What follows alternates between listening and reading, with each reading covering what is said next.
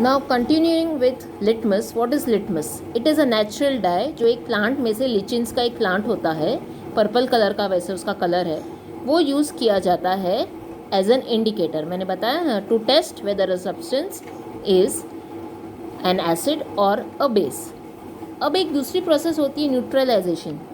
Acid और base अगर वो इंडिकेटर बताता है उसका कलर चेंज नहीं होता है, that means it is neutral. बहुत सारी ऐसी चीज़ें हैं जिसका कुछ कलर चेंज ना हो तो हम उसको न्यूट्रल कहा जाता है. I had sent you this table to see the test and understand this concept. First example, lemon juice. Lemon juice को अगर हम रेड कलर के लिटमस पेपर पे डालते हैं तो उसको कोई इफेक्ट नहीं होता है, लेकिन when you put it on a blue litmus paper it turns red in color. now this is an acid. अगर वो रेड टर्न होता है तो वो एसिड है, और अगर उसका कलर ब्लू चेंज हो जाता है तो वो बेस है. और अगर कुछ कलर चेंज नहीं होता है, कोई इफेक्ट नहीं है उसका, तो that means it is a neutral substance. So here in this table you have to write whether is acidic, base or neutral. Second, tap water, simple नल का पानी, उसका कोई इफेक्ट नहीं होता है, ना वो ब्लू होता है ना वो रेड बनता है, दैट मीन्स वो न्यूट्रल है, उसमें ना एसिड है ना बेस है. डिटर्जेंट, साबुन, कपड़े धोने का जो साबुन होता है, that will turn blue, that means वो बेस है, वो ब्लू चेंज हो गया, that is it is a base. Cold drink, aerated drink, उस पर यहाँ पे कोई इफेक्ट नहीं होता है, लेकिन वो रेड यहाँ पे हो जाता है when it is put on a blue litmus paper, that is base, तो वो चेंज होके एसिड में फॉर्म होता है, तो इट इज़ एसिडिक.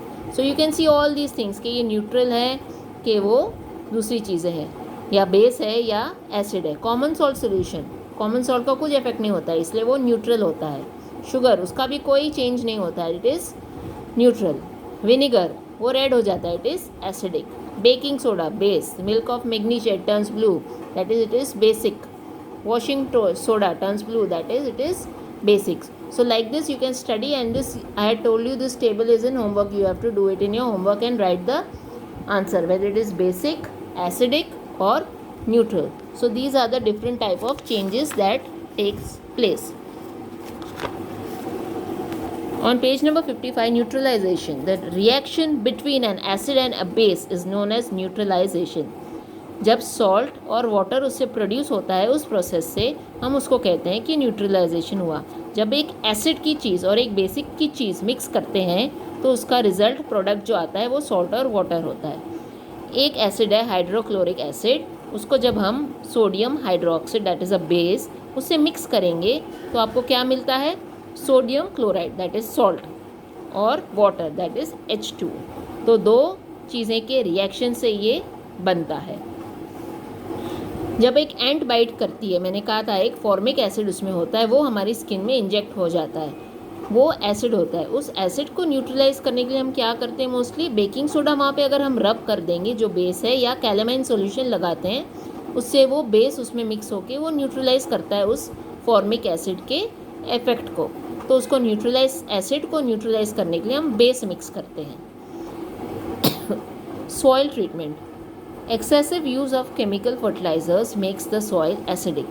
हमारे जो फार्मर्स क्रॉप्स उगाते हैं उसमें बहुत सारे केमिकल फर्टिलाइजर्स यूज़ किए जाते हैं.